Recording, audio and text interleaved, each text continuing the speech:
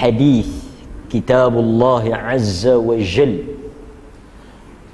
wa khairul hadi hadi Muhammad sallallahu alaihi wa ala alihi wa sahbihi wasallam wa syarrul umuri muhdatsatuha wa kullu muhdatsatin bid'ah wa kullu bid'atin dalalah wa kullu dalalatin fin nar atau kama qala an-nabi sallallahu alaihi wasallam. Kita akan sambung tanda yang terakhir yang akan keluar di akhir zaman setelah kita melalui tanda-tanda besar dan sebelum daripada itu tanda-tanda kecil. Dan malam ini kita sampai kepada kemuncak, iaitu tanda yang akan terakhir keluar sebelum Allah mengarahkan Israfil untuk tiup buat kali yang pertama. So ini kuliah yang terakhir dalam kitab Asyratus Sa'ah. Kita boleh tengok kalau terjemahan di situ dia adalah tanda yang terakhir. Sebab bila keluarnya tanda ini berdasarkan apa yang disebut di dalam hadis, berlakulah apa yang disebut dengan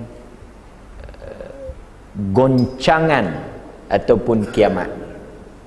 Dan insya-Allah lepas daripada kuliah ini kita akan tengok apa pula yang akan kita baca. Oleh kerana selalunya para ulama apabila mereka selesai tulis kitab, mereka akan buat kenduri, khatam, tulis bukan mengajar. Antaranya Al-Hafidh Ibn Hajar Al-Asqalani, ketika dia selesai tulis Fathul Bari yang mensyarahkan hadis dalam Sahih Al-Imam Al-Bukhari, dia jadi satu pesta buat kenduri besar. Ibn Hajar Al-Asqalani selesai tulis kitab syarah yang terbaik, syarah yang terlengkap, sebab guru dia Ibn Rajab juga tulis tapi tak dan habis. Kalau dan habis waktu lagi tinggi lah, tapi dia tulis. Jadi malam ini kita pun buat kenduri sakan juga lah, walaupun kenduri patutnya kita tak boleh seronok pasal tanda kiamat. Jadi malam ni kita kenduri sakan, kan? Kita makan makanan jin. Jadi tuan-tuan semua jangan balik, kena makan, tidak siapa nak habis. Tapi malam ni dengan kehadiran kita, dengan kekuatan tuan-tuan untuk makan, insya-Allah kita akan bukan sahaja menghabiskan kitab, kita juga akan menghabiskan apa yang ada. Sebagai tanda seronok kita boleh khatam satu kitab. Okey.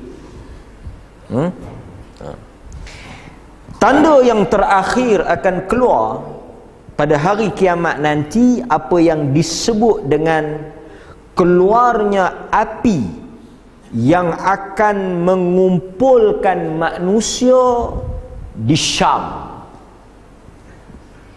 Jadi tuan-tuan, berdasarkan riwayat Al-Imam Al-Bukhari, akhir sekali dia ada dua mahsyar. Satu mahsyar, hasyar ni apa dia? Kumpul. Mahsyar tempat berkumpul,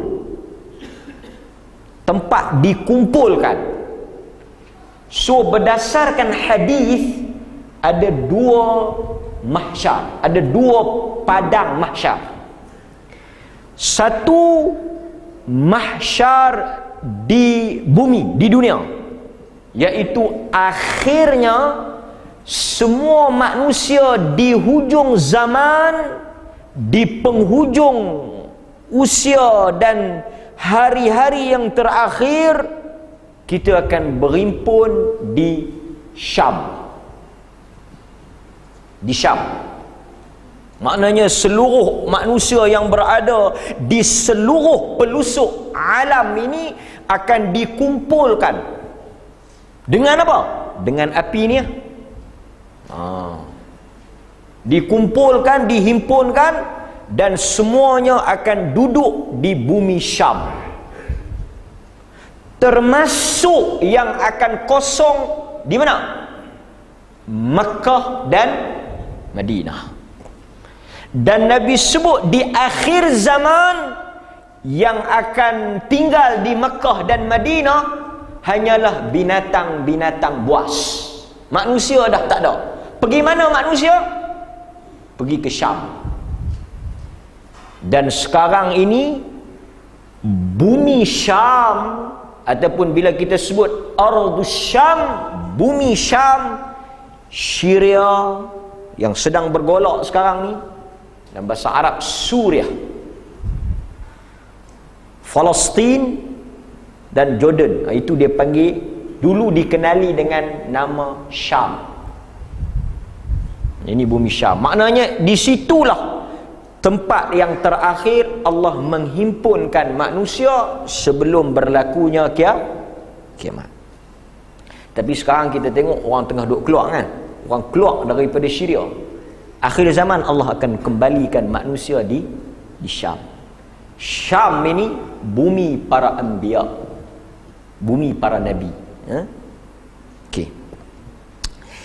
Kita tengok hadis yang disebut, diriwayatkan oleh Al-Imamul Bukhari dan oleh Imam Muslim. Ini disebut tentang api itu yang akan keluar pada akhir zaman. Yuhsyarun nas.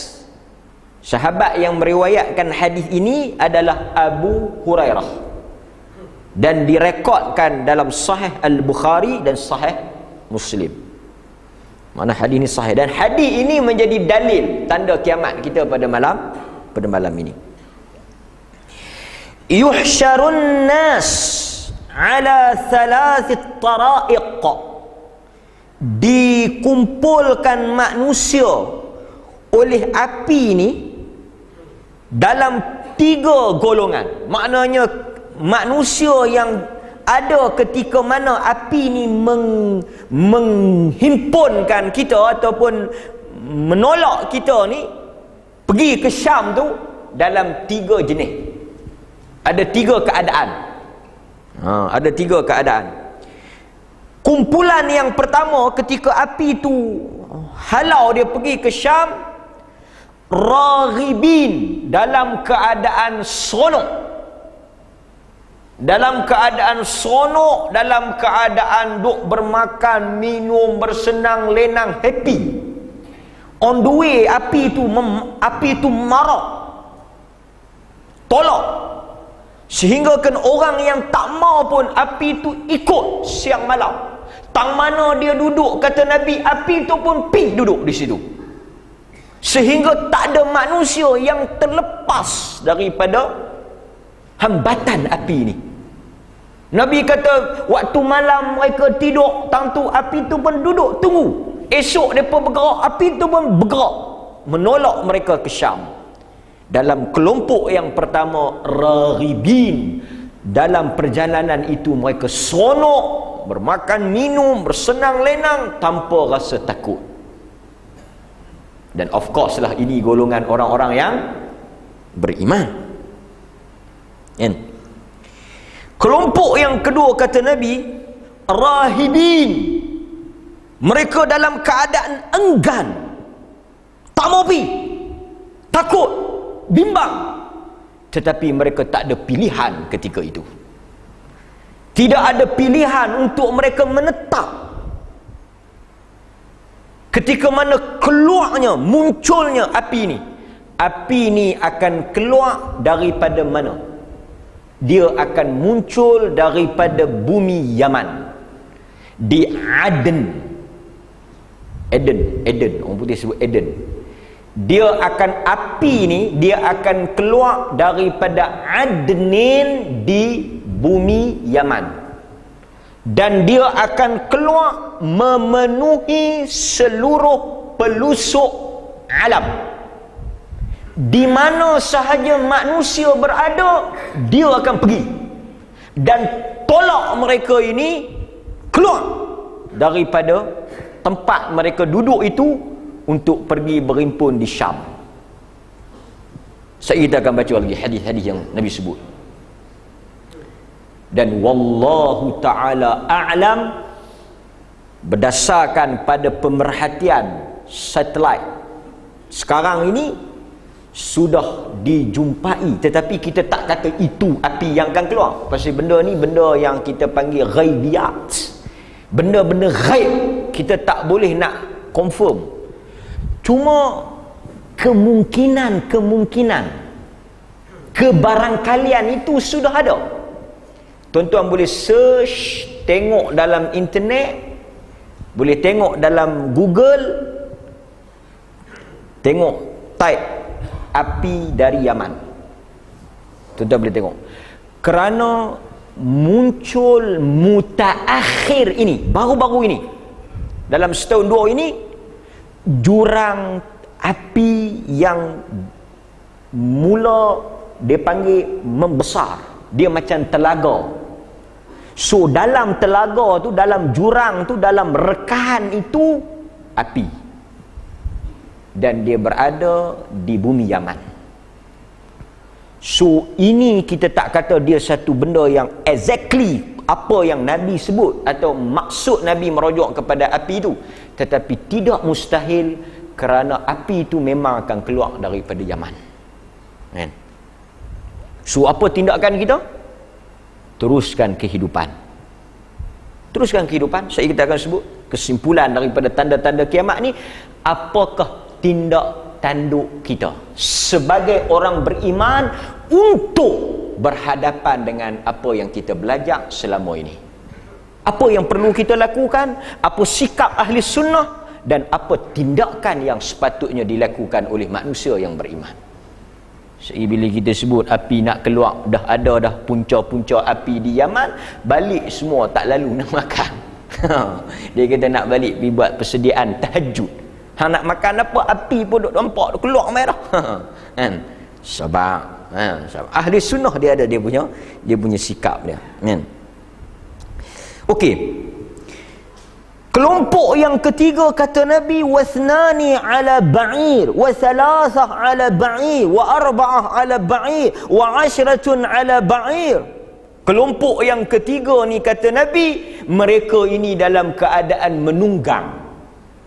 Maknanya masa kena hambat dengan api tu, ada yang berjalan kaki dan ada yang naik kenderaan. Kenderaan yang disebut di dalam hadis ba'ir, unta. So kalau tuan-tuan tanya, ada tak kemungkinan kereta ada masa tu? Wallahu ta'ala a'lam, saya tak berani nak komen.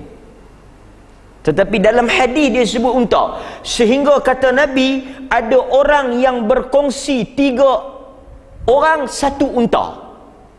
Ada yang berkongsi 2 orang 1 unta. Ada yang berkongsi seekor unta 10 orang. Macam mana mereka buat? On the way, dalam perjalanan sebelum sampai ke Syam, dalam perjalanan dihambat oleh api itu, mereka bergilir naik. Pergi mana unta-unta ni? Disebut dalam riwayat yang lain, di akhir zaman binatang-binatang ini ditimpa penyakit yang menyebabkan berlakunya kepupusan. Sehingga disebut dalam satu riwayat, kita akan sampai sekejap lagi, 1 orang sanggup ketika itu. Apa yang dilakukan? Disebut dalam hadis betapa bernilainya kenderaan ketika itu. 1 orang manusia sanggup menyerahkan segala harta yang dia ada semata-mata untuk mendapat seekor unta sebagai galang ganti. Maknanya ketika keadaan itu kenderaan terhad, tuan-tuan bayangkan, pasal itu digambarkan kiamat ni kacau bilau. Manusia datang daripada pelbagai pelusuk, berjalan kaki, menunggang unta, bergilir-gilir, kan? Ada yang, kalau siapa yang ada unta nak bagi dekat dia, dia sanggup bagi segala-galanya. Dan yang ada unta tu tak mau bagi, kerana ketika itu harta sudah tidak ada nilai. Apa yang hang nak bagi sudah tak ada nilai. Itulah yang Quran kata apa? Kalau kita nak bagi, tuan-tuan, kita bagi. Sebab dalam ayat Quran ada satu ayat yang Allah cerita pasal orang yang dah mati ni.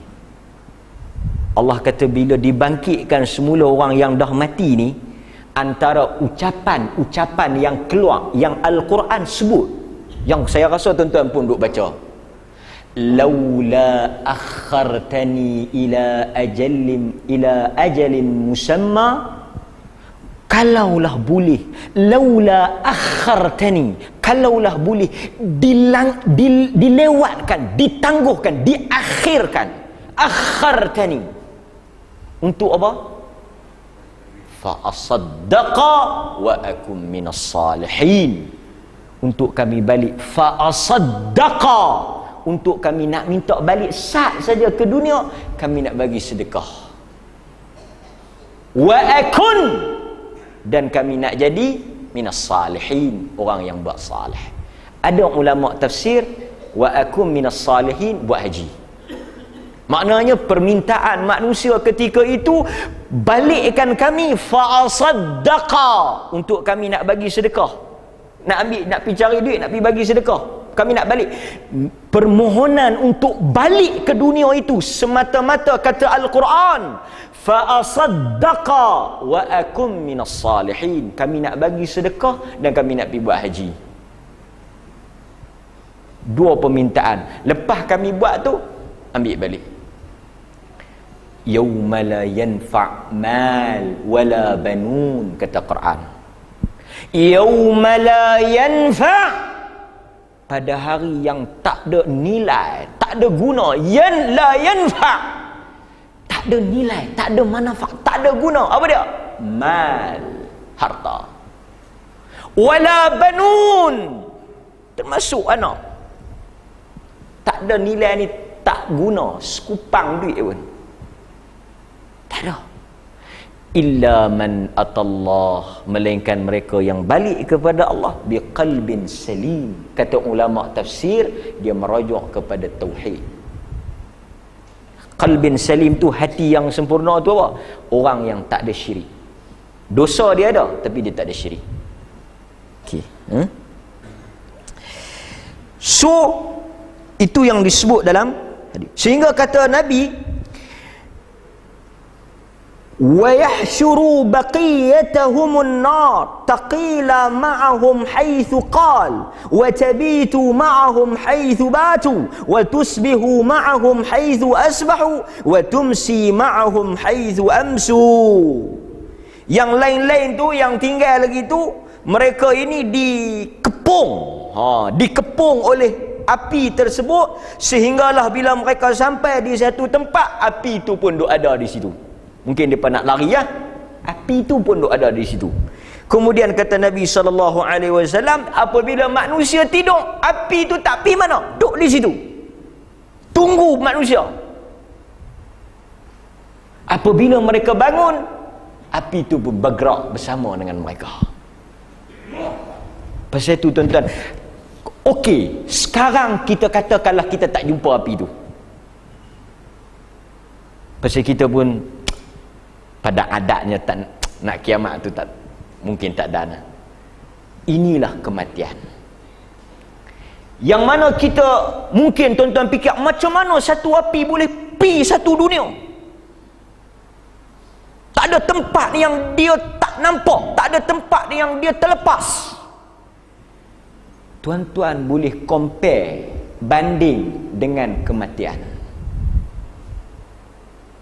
Tak ada tempat yang kematian itu tak boleh masuk. Sehingga dalam Quran sebut apa? Walau kuntum fi burujin musyayyadah. Quran cabak. Quran kata lari, pergi sembunyi.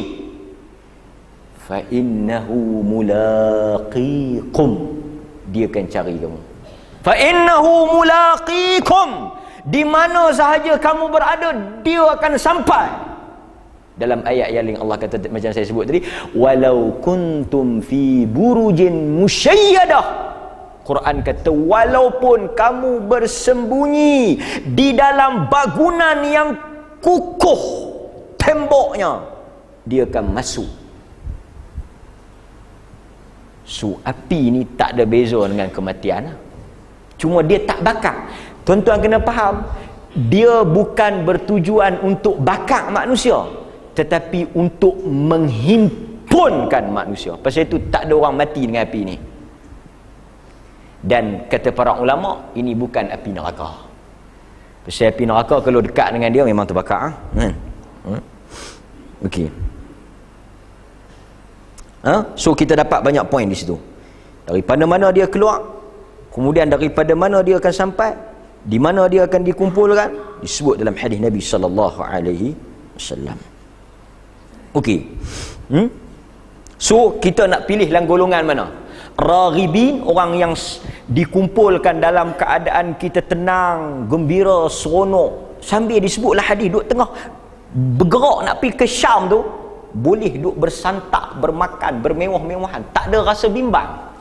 Orang yang prepare, confident ni tuan-tuan, Allah pelihara, kan? Pasal itu Quran kata apa? Orang beriman ni dia ada dua perangai, dua sifat, dua perasaan yang Allah Ta'ala campak. La khawfun, banyak ayat kalau tuan-tuan baca Quran, kerap tuan-tuan jumpa. Wala khawfun alaihim wala hum yahzanun. Orang beriman ni wala khawfun alaihim wala hum yahzanun. Ulama tafsir kata khauf, takut. Takut apa? Takut benda yang akan datang. Mana orang beriman dia tak takut apa yang nak jadi ke depan, dia tak takut. Yahzanun ni sedih. Pasal apa takut dengan sedih ni dia sebut sekali? Kerana ada beza. Takut untuk perkara yang akan datang. Yahzanun, sedih. Selalu kita sedih benda-benda yang lepas, benda-benda yang kita teringat, benda-benda yang dah berlaku itu dia menimbulkan rasa duka cita. Quran kata orang beriman, pasal apa yang lepas dia tak takut, yang lepas dia tak sedih? Afallahu amma salaf. Pasal apa orang beriman tidak sedih dengan perkara yang dah dia lakukan? Kerana Tuhan berjanji untuk ampun. Kenapa dia tak takut benda yang akan datang? Kerana dia bersedia untuk berhadapan dengan benda itu. Wala khawfun alaihim wala hum yahzanun. Simple, agama ni simple. Para ulama berlaku beberapa pandangan tentang bilakah sebenarnya berlakunya api ni. Ini pun ada perbezaan. Sebahagian mereka menyebut bahawa api ni berlaku selepas daripada kiamat. Seperti Al-Imam Al-Ghazali, Al-Imam Al-Baihaqi. Mereka sebut apa? Mereka kata yang api ni dia jadi maknanya lepas daripada kiamat. Pasal apa lepas pada kiamat? Sebab manusia ni akan dikumpulkan bila? Setelah kematian. Pasal itu Nabi kata, innakum tuhsyaruna yawmal qiyamah hufatan uratan ghurla. Nabi kata dekat Aisyah, apabila Israfil tiup kali kedua, manusia akan dikumpulkan dalam 3 keadaan. Bertelanjang, tidak berkasut, dan tidak berkhatan. Ni ketika mana kita bangkit daripada kubur. Kita bangkit daripada kubur, kita nak pergi mana? Nak pergi Giant ke? Boleh pergi Giant lagi clear. Maknanya kebangkitan kali kedua, manusia akan berpusu-pusu pergi ke padang. So pandangan pertama kata api ni ketika ni lah. Tuan-tuan, manusia ni macam mana pun kita hebat di dunia, kita akan telanjang, tak ada pakaian. Kapan tu reput lama lah. Orang yang pertama yang akan pakai baju siapa?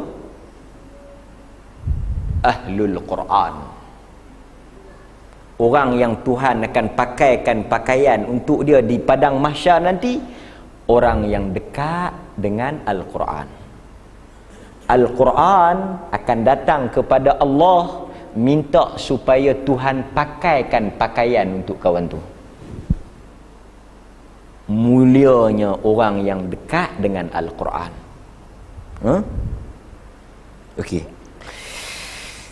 Manakala pandangan yang kedua yang disebut oleh Al-Imam Al-Qurtubi, Ibnu Kathir antara yang berpegang dengan pandangan ini, iaitu ia berlaku sebelum kiamat. Maknanya berlaku tu di dunia sebelum kiamat, sebelum berlakunya kematian. Dan pandangan ini adalah pandangan yang paling kuatlah, sebab hadis tadi clear. Nabi sebut dia berlaku di dunia dan dihimpunkan daripada orang-orang yang berada di dunia, kemudian menaiki kenderaan, kemudian ada juga yang sebut tadi dia nak jual habis kebun-kebun dia, kiamat mana ada kebun dah.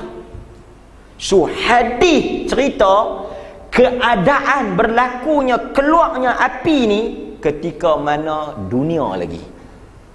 Sifat yang dalam hadis tu sebut. Jadi kita berpegang dengan pandangan yang kedua ni lah, iaitu dia berlaku sebelum daripada kiamat. Dah himpun semua, barulah berlakunya kiamat. Kan? Okey. Demikian juga disebut oleh Ibnu Hajar Al-Asqalani, dia pun pilih pandangan sebelum kiamat. Kan? Antara hadis yang sebut tentang bumi Syam, riwayat Ahmad, bila orang tanya kepada Nabi, ke manakah arah manusia? Api tu halau pergi ke mana? Bawa pergi ke mana?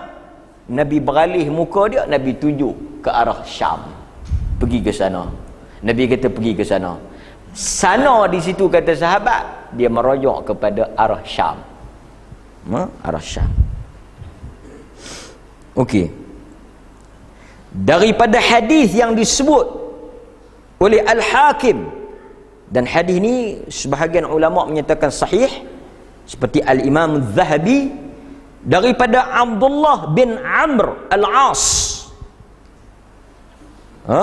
Maknanya dia perkataan Abdullah bin Amr, tapi benda ghaib, benda-benda yang tak jadi ni, benda-benda kiamat ni, kalau sahabat sebut, kita kira lahul marfu'. Maknanya memang dia dengar pada Nabi ya. Walaupun sahabat yang sebut, tapi sahabat mana nak tahu? Sahabat bukan tukang nujum, dan sahabat tak boleh cerita benda yang tak jadi lagi.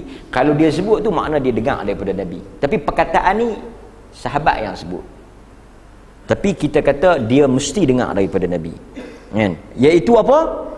Kata Abdullah bin Amr, tidak ada manusia yang akan tertinggal di atas muka bumi ini, tidak ada seorang pun yang akan tinggal di atas muka bumi ini, melainkan kesemuanya akan berpindah, bergerak ke Syam. Kan? Pasal itu kita kata Abdullah bin Amr ni dia dengar daripada Nabi. Pasal dia pun mungkin dah tak ada dah. Dan dia nak tahu mana? Dia nak tahu mana kata benda ni akan berlaku. Sumber apa? Melainkan daripada sumber Nabi SAW. Kan? Okey. Dan orang yang terakhir yang akan last. Orang yang terakhir yang api itu akan halau dia adalah ra'al ghanam, tukang gembala kambing. Mungkin kalut menega, kalut jaga kambing kot kan. Tapi dia the last person, orang yang terakhir akan sampai di Syam. Api itu perambat pun dia lah kali perambat. Habis dah orang lain dah sampai, dia orang yang terakhir akan dihalau. Pengembala daripada suku Muzainah, sebagaimana yang disebut oleh Abu Hurairah. Dia kata, Abu Hurairah sebut, aku mendengar Nabi sallallahu alaihi wasallam bersabda. Abu Hurairah kata, aku dengar Nabi sebut, orang-orang akan keluar meninggalkan Madinah sehingga tidak ada lagi manusia yang akan tinggal di bumi Madinah. Kerana kita tahu, tuan-tuan, apa yang kita tahu? Madinah adalah antara tempat yang paling selamat, termasuk Dajjal tak akan boleh masuk. Kerana kata Dajjal dalam hadis yang kita baca, bila dia nak masuk, malaikat menghalang dia tak boleh masuk. Tapi itu di zaman ketika Dajjal keluar. Setelah Dajjal mati bersemua, cerita apa semua tu, last kita kata api itu akan halau semua. Madinah pun tak ada, kata Nabi, melainkan binatang ya. Kan? Binatang-binatang dan burung-burung yang buas, dan orang yang terakhir yang akan dihalau, diiring oleh api tersebut adalah dua pengembala daripada Muzainah yang kedua-duanya ingin ke Madinah. Cerita dia, mereka nak pi ke Madinah, bawa kambing-kambing mereka nak pi ke Madinah. Bila sampai di Madinah, tak ada orang, yang ada binatang buas masuk cari penyakit, cari balak. Mereka ni lah kono patah pergi ke Syam, dan mereka orang yang terakhir kan? Terakhir. Maknanya apa yang tuan-tuan boleh faham? Tuan-tuan boleh buat andaian pun. Okey, kita boleh faham macam tu juga. Boleh juga satu tafsiran. Maknanya orang yang susah, dia akan jadi orang yang takhir pasal dia gembala kambing. Tapi boleh kita kata masa tu gembala kambing mungkin kaya. Poin dia apa? Yang tu betul lah. Tapi saya rasa lah, manusia akan pulun kerja ni sampai masa tu. Pasal itu Islam tak suruh kita berhenti kerja. Makna kata kita baca tanda kiamat pun berhenti pun semua, tinggal bendang habis, tinggal kedai-kedai, tinggal kilang-kilang, tinggal kerja apa semua, main meratip. Dah. Maknanya masa tu orang masih lagi duk kisah dengan kerja. Pasal itu tuan-tuan baca ada riwayat-riwayat sahabat kata kalau esok kiamat pun hari ni aku tanam lagi. Ada sahabat kata kalau esok nak mati pun hari ni aku menikah lagi kalau boleh. Ada riwayat sebut, kalau tak silap disandarkan kepada Ibn Abbas. Dia kata kalau esok nak mati pun hari ni aku kalau menikah, aku menikah lagi. Menunjukkan bahawa sahabat sentiasa memanfaatkan pasal urusan kiamat ni dia akan berlaku. Dan Islam bukan anti kepada kerja. Islam bukan anti kepada mencari, mengumpul kesenangan dan kekayaan. Tak ada masalah.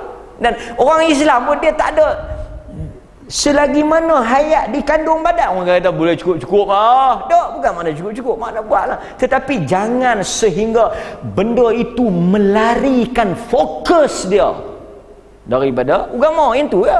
Tapi untuk dia, di samping dia pulun agama, dia juga ada bahagian di banyak hadis yang kita kata larangan meminta-minta dan sebagainya kan. Kita kalau mai zaman ni nak kisah kambing apa, belah biar aku nak kira aku ada. Pun dia tak tinggal kambing dia, bawa sama. Kan? Kau nak boleh jual lagi, jual apa lah nak kemat dah. Kan? Okey. Ya. Boleh jadi dia ni kaya, boleh jadi dia miskin kan. Boleh jadi amanah untuk dia, dia tak boleh tinggal kan. Maknanya ada orang yang beriman lah di akhir zaman. Okey. Seterusnya kita pergi juga dalam riwayat yang lain, tadi sebut tadi daripada keluarnya daripada Aden kan. Ada hadis yang diriwayatkan oleh Al-Imam Al-Bukhari. Ini kita kena baca sebab saya takut tuan-tuan keliru. Daripada Anas bin Malik bahawa Abdullah bin Salam Yahudi. Abdullah bin Salam ni Yahudi. Kata Anas, bila Abdullah bin Salam ni masuk, dia ni hebat lah, pasal dia alim, pasal dia ni ahli kitab. Bila dia masuk, dia tanya banyak lah. Sebab tu orang yang tanya banyak ni orang cerdik. Sehingga ada kata-kata kot, saya tak ingat sama ada pepatah Arab ke ataupun kata-kata ulama. Manusia itu dinilai keilmuan dia berdasarkan pada soalan dia. Kalau satu orang tanya, bukan tak boleh tanya, boleh satu orang tanya. Dia kata lohok ni 4 ke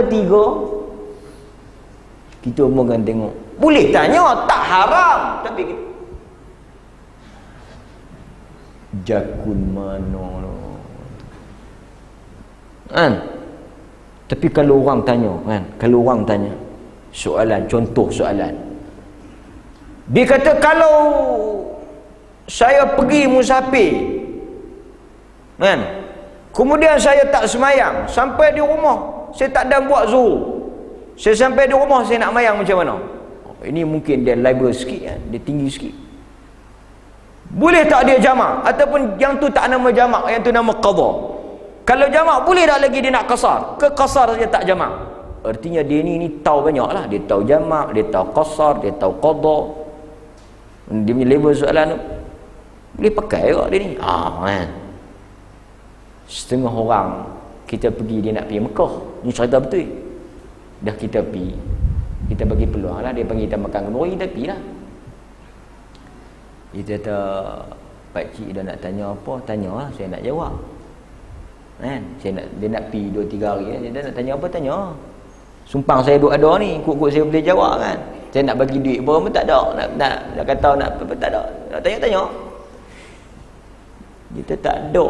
Oh, kemah ha? Kira tak ada soalan nak tanya. Kita kata bagus, kemah. Kawan dia kata, dia tu kan tahu apa satu tu. Dia tak tahu apa satu, dia tak tahu apa satu. Dia nak pergi tu dia tak tahu apa satu. Di atas tak tahu apa satu tu lah, dia tak tahu apa nak tanya. Sampai tu dia tak tahu. Dia nak tanya apa dia tak tahu. Pasal apa? Pasal dia tak tahu apa. Pasal tu jangan sangka orang yang tak tanya ni dia tahu. Walau dia tak tahu, teruk pada orang tanya tu. Dia tahu hang tak tanya, hang faham. Aku tak tahu apa nak tanya. Pasal apa? Dia ceramah apa aku pun tak tahu. Lepas tu yang aku tahu malam ni depa masak sup tulang okey, clear, lembut, elok. Tapi orang yang tanya ni dia tahu tau. Dia tahu, maknanya dia tahu apa? Dia tahu hak mana dia faham, hak mana dia tak faham. Bagus tanya. Setengah orang dia balik fikir dah 3 malam. Oh, baru nak tanya. Ada orang tanya sayuk-sayuk tu, dia makan masa nak faham. Dia kata, kelas minggu lepas. Oh, saya balik duk fikir, duk renung, baru dapat. Tu dia, renung proses. Ini tak apa. Jadi jangan segan tanya. Okey. Kemudian Abdullah bin Salam ni tanya sehinggalah kepada satu soalan yang Anas bin Malik tertarik. Pasal hak lain Anas tak cerita, hak tu Anas cerita. Abdullah bin Salam kata, apakah tanda yang keluar? Kita tengok, kita tahu kata kiamat nak jadi ya. Cuma soalan dia ni pelik sikit tau. Tuan-tuan dengar nah. Abdullah bin Salam kata, apakah tanda pertama kiamat? Soalan dia, apakah tanda pertama kiamat? Satu. Okey. Maknanya apakah tanda pertama kiamat? Itu soalan Abdullah bin Abbas. Abdullah bin Salam. Tapi kita kata tadi, tanda ni tanda yang terakhir. Bila Abdullah bin Salam kata apakah tanda pertama kiamat, Nabi kata keluarnya api yang menghambat manusia. Kalau awal keluar hambat dah, Dajjal nak keluar celah mana? Banyak lagi tak keluar. Keluar perambat dah. Perambat ni selalu lah. Tuan-tuan, ulama kata tanda pertama tu maksudnya keluarnya api tu kiamat. Faham tak? Dia bukan tanda pertama tu susunan tanda tu. Maknanya ni bila nak boleh makan ni? Bila nak boleh makan ni? Hang nampak tu imam keluar ya, mana boleh makan? Maknanya lepas dia keluar tu makan lah. Artinya keluar saja api ni kiamat. Maknanya tanda pertama kita nak tahu kiamat tak kiamat tu bukan hak Dajjal. Sebab lepas Dajjal ada lagi. Turunnya Isa, turunnya Mahdi, keluarnya Dabbabah binatang melata, berlakunya gerhana, berlakunya 3 gempa bumi, banyak lagi. Tetapi bila keluar api ni habis. Itu orang panggil cinta pertama dan terakhir. Maknanya dialah macam kita pergi kedai tu. Oi, hang tak pergi makan kedai tu. Inilah kali pertama aku pergi. Lepas tu aku tak pergi dah. Maknanya kali pertama dan terakhir. Okey. So itu faham. Yang peliknya lagi bila Nabi kata api itu akan mengumpulkan manusia daripada timur ke barat. Ni riwayat Bukhari ni. Daripada timur mai ke barat. Syam ni duduk di mana? Ngaji tak geografi, ilmu alam. Syam ni dia di dekat dengan Mesir apa semua tu. Depa ni apa? Timur. Negara Arab ni dia panggil apa? Middle East, Timur Tengah. Maknanya depa duk belah Nabi kata dihimpun, diperambak daripada timur ke barat. Yang tadi ni pergi ke Syam. Kalau pergi ke barat dia kena kata ke London ke. Dihimpunkan manusia dan kesemuanya akan berada di Paris, di tepi Menara Eiffel. Puan-puan tahu tu, senang nak tengok. Tapi di Syam ni barat dah. Ini tafsiran ulama. Pertama, barat di situ merujuk kepada keadaan Arab tu. Maknanya memang Syam, Syria, Palestin ni depa duduk di depa duduk di timur dunia. Kalau ikut dunia depa belah timur. Tapi kalau ikut semenanjung Arab depa belah barat. Tu peta tu kalau tengok tang semenanjung Arab, jazirah Arab, kawasan Arab saja. Syam ni dia mai ke Palestin, Israel ni dia tebing, pasal tu dia panggil tebing barat. So dia boleh faham macam tu. Ini dia panggil apa? Jamak hadis. Hadis yang bertentangan cuba dikompromis, digabungkan supaya tak nampak macam hok tu kata lain, hok ni kata lain. Tu dia kata pi Syam, hok ni dia kata pi barat. Faham lagu mana betul ke Nabi ni? Kita yang tak faham. Pasal itu perlu kepada ulama. Perlu kepada huraian ulama, syarah ulama. Okey. Hok ni dia tak mau potong. Hok kita pi kata dia potong. Lepas tu keluar kata kita menghina ulama. Cakap semua. Okey.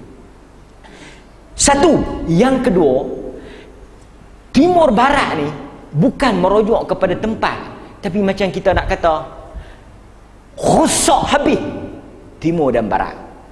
Maknanya Nabi sebut daripada timur ke barat itu nak menunjukkan bahawa api itu dia pergi habis tempat. Macam kita kata macam kita kata bahasa kita, seluruh timur dan barat sokong aku. Wah, dia perasaan. Seluruh timur dan barat. Macam ada satu orang kata, kesemua ulama timur dan barat berkata Allah wujud tanpa tempat. Timur mana hang mampu ni? Makna dia nak abang tu bukan dia kira sungguh. Nak abang kata kiasan kepada semualah. Macam orang tanya, banyak tanah ustaz? Tolak tanah raja. Nak abang banyak tanah dia. Banyak kau kata ustaz? Di timur dan barat semua ada hak saya. Ada semua. Dak dia nak abang kata banyak. Wahad tak tahu mana pun kan. Macam orang kata banyak duit. Banyak. Tolak hak orang lain. Saya. Duit saya alam bank. Okey, tu cara kita faham. Maknanya tanda itu tanda yang terakhir. Tanda yang terakhir.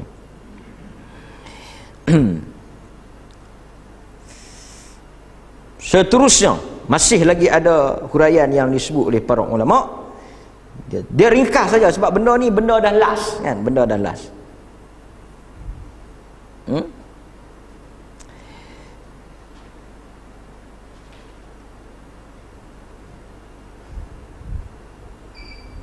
Okey. Elok kita pun tamat lah. Memang kita nak tamat. Kita bagi laluan pada azan, lepas tu kita buka sikit soalan pada tuan-tuan.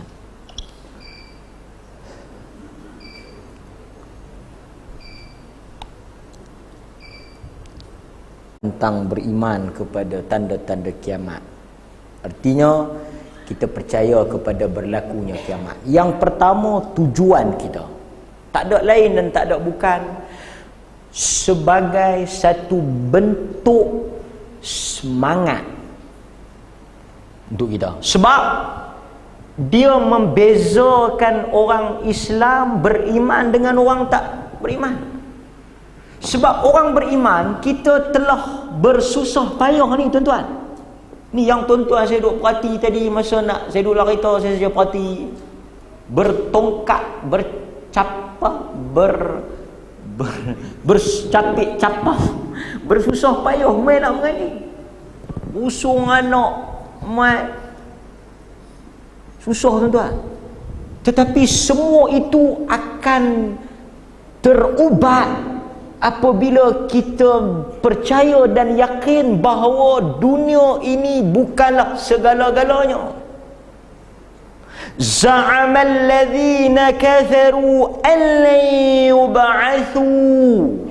Itu beza yang paling besar. Quran kata za'amal ladzina kafaru. Orang-orang kafir itu perbezaan besar di antara mereka dengan orang yang beriman apabila mereka menyangka, mereka za'am ni, mereka duduk rasa dalam diri mereka alayub'atsu, bahawa mereka tidak akan dibangkitkan semula. Oleh kerana tidak adanya keimanan kepada kebangkitan semula, menyebabkan dunia ni menjadi tempat untuk mereka nak buat apa saja.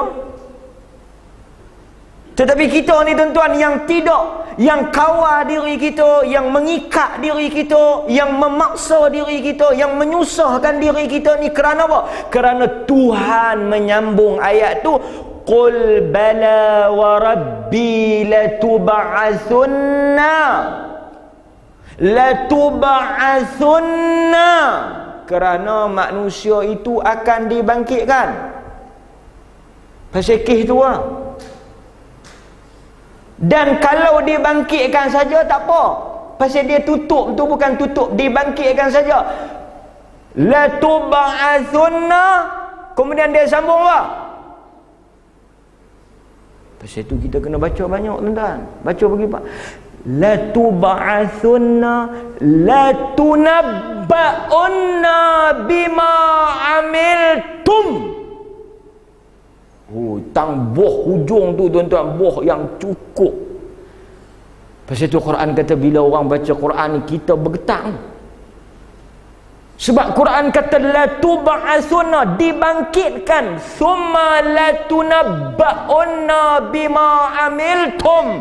Kamu bukan setakat dibangkitkan, tetapi akan latunabba'un, dikhabarkan setiap bima amiltum, apa sahaja yang hampa buat, baik-baik, baik buruk, baik sembunyi, baik besar, baik, latunabba'unna, kami akan baca balik.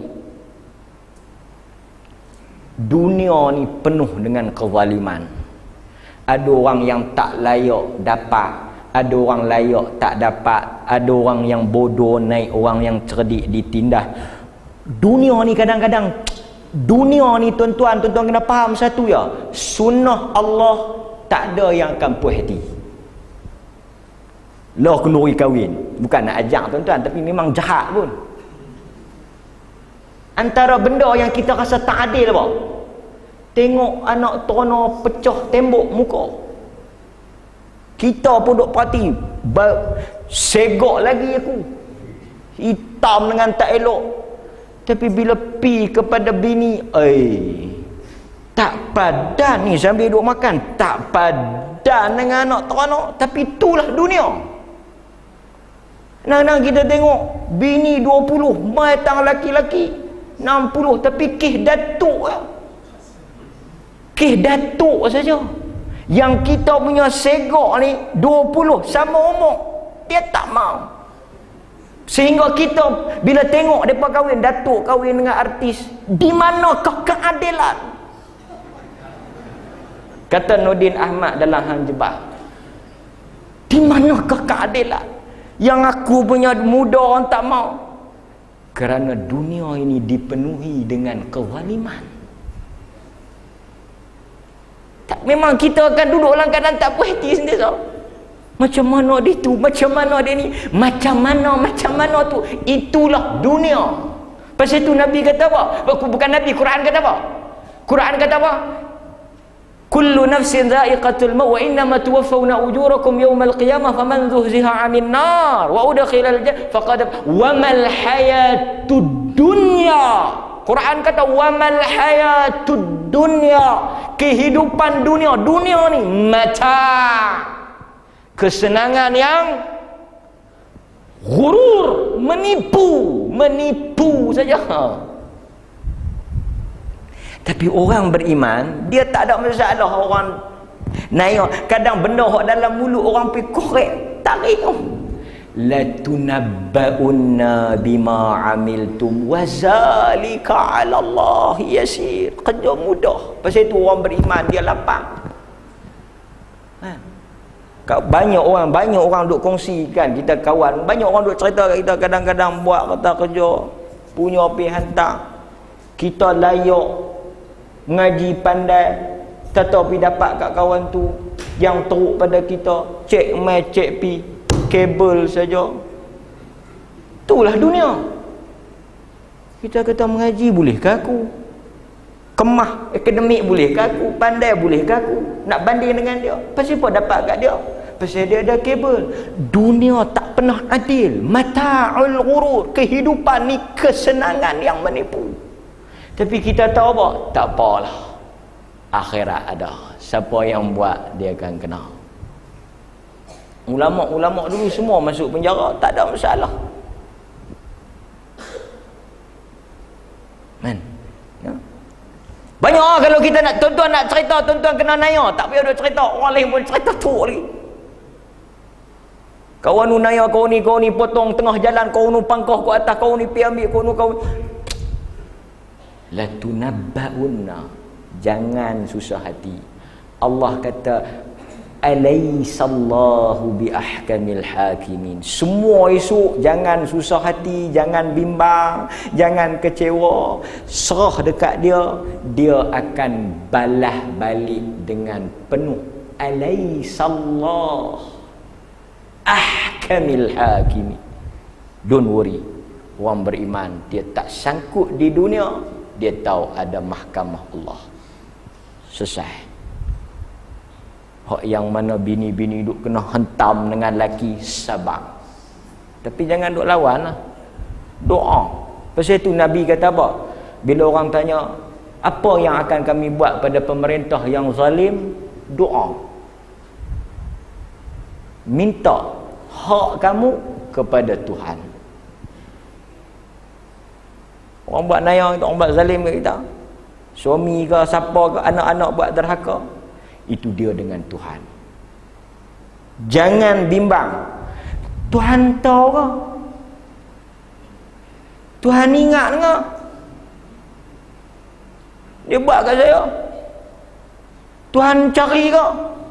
Ni Tuhan, bukan siapa tu, lupa dah nama hakim tu. Dulu dia ingat Agustin Paul. Ni bukan Agustin Paul, ini Tuhan. Tuhan nak cari mana esok yang buat saya tu ramai-ramai, Tuhan cari boleh. Jangan bimbang. So orang beriman dia terhibur. Dia terhibur. Hak dia tak dapat di dunia, dia semua benda yang Tuhan tak bagi di dunia, tak dapat untuk dia kecap di dunia. Hatta ke orang yang mungkin mati tak ada menikah kan, orang yang mati tak ada menikah, dia akan dapat pasangan dia di syurga. Dalam syurga segala-galanya tak sama. Dia tak mau dunia pun dia tak terengi nak menikah, jangan main kan. Dalam syurga manusia lain macam, lain segala-galanya, sifat lain, wajah lain kan, lain. Ma la ainun ra'at wala udhunun sami'at wala khatarin ala qalbil bashar. Syurga ni hampa tak pernah terbayang di hati, tak pernah terfikir di otak, tak pernah terlintas di mata, tak pernah tengok di mata, tak pernah dengar. Masuk tu tak pernah imagine langsung. Tu syurga. So sabak saya tak lama mana kan. Okey. Itulah keimanan pada hari akhirat. Tambah orang yang memang di penghujung usia ni lagi mau sabar banyak. Lagi mau kuat. Pasal apa? Pasal nak bertemu dengan Tuhan tu dah hampir. Tuan-tuan nak cari apa ni? Nak kalut apa ni? Pasal apa? Duk tak puas hati, aku tak puas hati, aku tak puas hati, aku nak tuntut bela. Serah pada Allah. Okey. Cukup, no? Kita tak ada kuliah malam ni. Habis. Habis. Habis tak ada? Selepas itu kiamat lah. Ini tanda. So ini tanda asyratus sa'ah, tanda kiamat. Setelah itu kiamat lah. Kiamat itulah yang digulung langit, kemudian berterbangan bukit bukau seperti mana debu-debu yang berterbangan, kelkatu yang berterbangan kan. Wa takunul jibalu kal ahnil manfush. Itu semua tu proses kiamat. Bermula dengan api. Sebab itu tanda pertama. Setelah itu kiamat.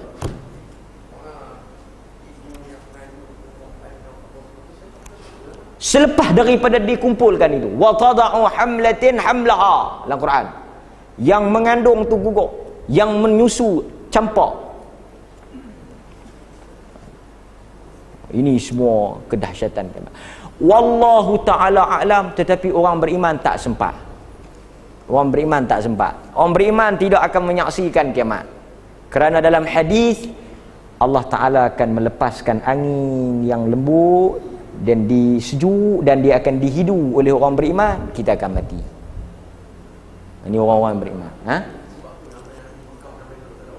Tak ada orang. Akhirnya semua akan mati. Orang beriman semua akan mati. Dan kita tidak akan menyaksikan kedahsyatan dan kegoncangan kiamat. Tuan-tuan jangan bimbang. Akhirnya akan mati di Syam lah. Sebab semua akan keluar di Syam.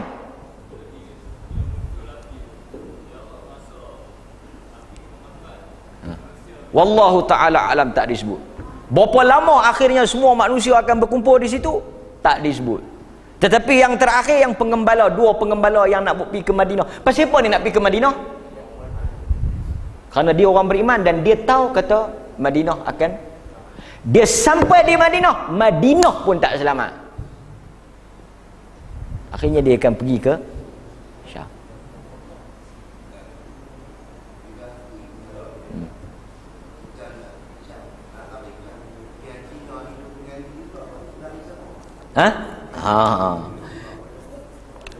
Okey. Dalam hadis tidak ada yang tersisa, melainkan semuanya akan dikumpulkan di Syam. Wallahu ta'ala a'lam. Umumnya termasuk kafir. Pasal tak ada. Pasal itu yang ada dalam keadaan sonok tadi, ada yang keadaan takut. Takut itu mungkin merujuk kepada orang yang tidak beriman. Tapi Nabi kata dalam hadis Abdullah bin Amr al-As tadi, tak ada orang yang akan tersisa.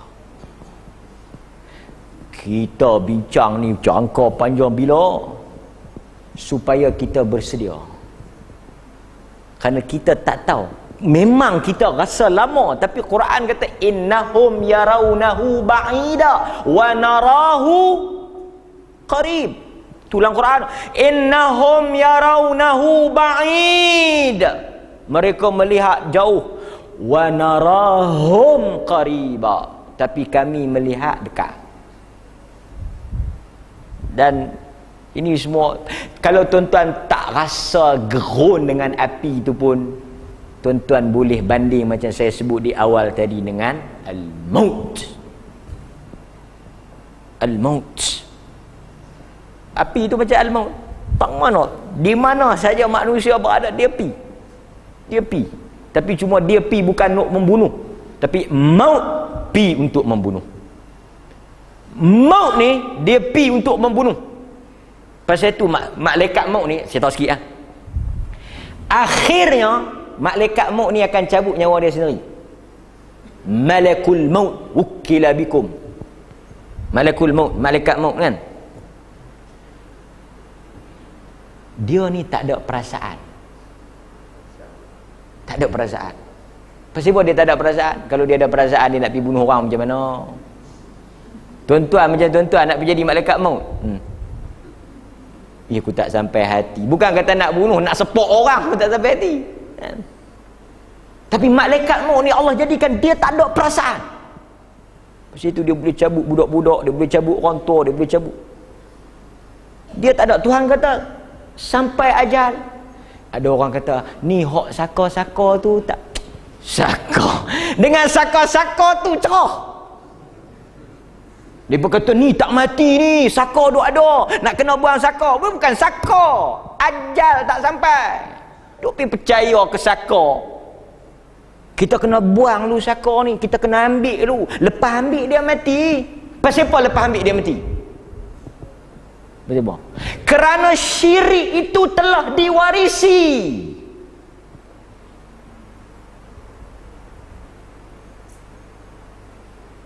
Kerana syirik itu telah diwarisi, maknanya telah bersambung.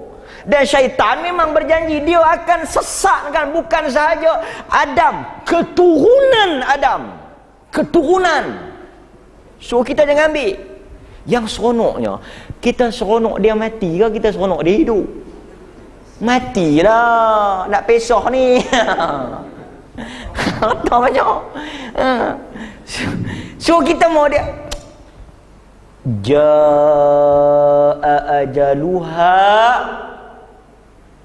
Quran kata jaa ajaluha, apabila sampai ajalnya, la yastakhiruna as-sa'ah wa la yastaqdimun, dia tidak akan lambat walaupun. So berimanlah tuan-tuan. Tuan-tuan jangan bimbang, malaikat tak ralik. Aku ni patut tang kemarin ni, malaikat ni pasang kalut nuri tak ada ambil ni. Jangan bimbang tuan-tuan. Ada pak sahabat kita pegang nasi dah, pegang nasi tempat nuri, keboh tak ada makan, tak ada suap, maut. So maut ni kalau kita tuan-tuan mengaji, tuan-tuan dengar maut ni, tuan-tuan rasa apa? Tapi tak boleh cerita panjang sangat pasal kita tak habis lauk. Tapi al-maut lah. Saya nak peringat kat tuan-tuan ni. Pasal kadang-kadang bila kita hidup ni, Nabi kata akthiru zikra, sebut mati bagi kerap sikit. Saya saja pergi sebut malam ni kan, sebut pasal kita kuliah tak lama, dia menjadi macam dia nak jadi gelong tau. Jauh dengan majlis ilmu ni, dia cuti lama ni, dia nak jadi gelong. Hak benar-benar hak dulu dia takut kan, kita gempak sikit kan. Tapi ni bukan gempak main-main, gempak ni confirm. Mudah-mudahan saya dan tuan-tuan kita beringat. Saya pun duk risau, tuan-tuan pun kan duk risau. Subhanakallahumma wa bihamdika asyhadu an la ilaha illa anta astaghfiruka wa atubu ilaik. Terima kasih kepada tuan imam. Mudah-mudahan Allah SWT rahmat kita insya-Allah. Ni semua kita cuti ni. Kita tak ada ni cuti sampai habis cuti sekolah. Minggu malam ni pasal kita ada kenuri. Kita tak apa. Okey. Terima kasih kepada tuan-tuan semua.